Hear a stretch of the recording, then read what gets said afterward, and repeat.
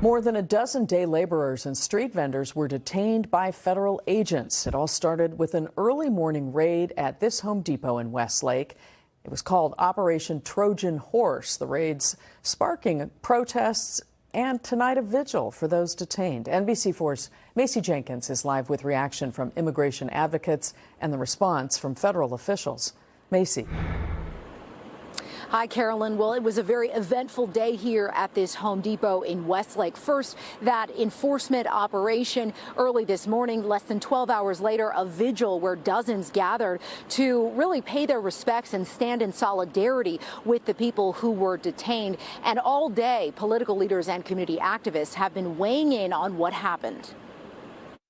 We simply will not allow this to continue to happen. Protesters voicing a new level of outrage over immigration raids after federal agents showed up to the Westlake Home Depot on Wednesday morning, hiding inside of a Penske truck, and arrested more than a dozen people in what they called Operation Trojan Horse. This administration decided to throw water in the face of that federal court decision and continue these illegal raids. And we have to say no. Tony Carfello with the Los Angeles Tenants Union says one of his members saw the whole thing. They came in unmarked Sprinter vans and trucks, and then a rental Penske brand moving van, or moving truck rather, like a box truck. And they pulled in over by that Starbucks over there, and then up into this front part of the lot off of Wilshire Boulevard, and they grabbed whoever they could. Local leaders, including Mayor Karen Bass, claiming the raid violated the temporary restraining order upheld by the Ninth Circuit Court last week.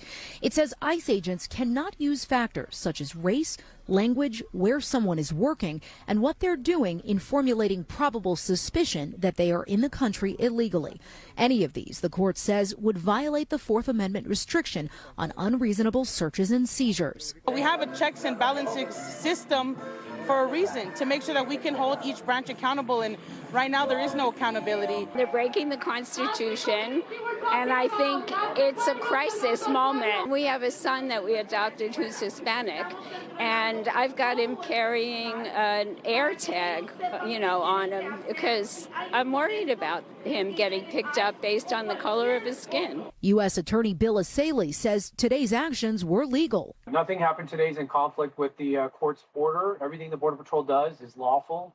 Mayor Bass addressed the raid in a press conference today, openly questioning whether the raids are targeting the criminals the administration has vowed to deport. There is evidence that they were asking, are people here looking for work? How is that consistent with them saying that they were looking for the gang members? Bass and Asaley with a message for the other. I'd encourage her to basically stay in her lane. She's the mayor of Los Angeles. She's not involved in federal immigration operations, and she shouldn't opine about things that she really doesn't know about. What do I say to Bill Asaley? I say that we are going to stand strong. What his description of federal law, I would say, is lawlessness. Loyola Law School professor Jessica Levinson weighed in. The question for us is whether or not the ICE agents can come forward and say, I had additional evidence that the people who we detained were in fact breaking the law outside of the criteria that Judge Frimpong has said we cannot rely on. Penske Truck Rental says it is aware of the ICE activity and the DHS activity here in the Home Depot parking lot today. They released a statement saying, in part, Penske strictly prohibits the transportation of people in the cargo area of its vehicles under any circumstances. The company was not made aware that its trucks would be used in today's operation and did not authorize this. Penske will reach out to DHS and reinforce its policy to avoid improper use of its vehicles in the future. Now, looking ahead, activists say they are gearing up for next Tuesday's Day of Community Resistance.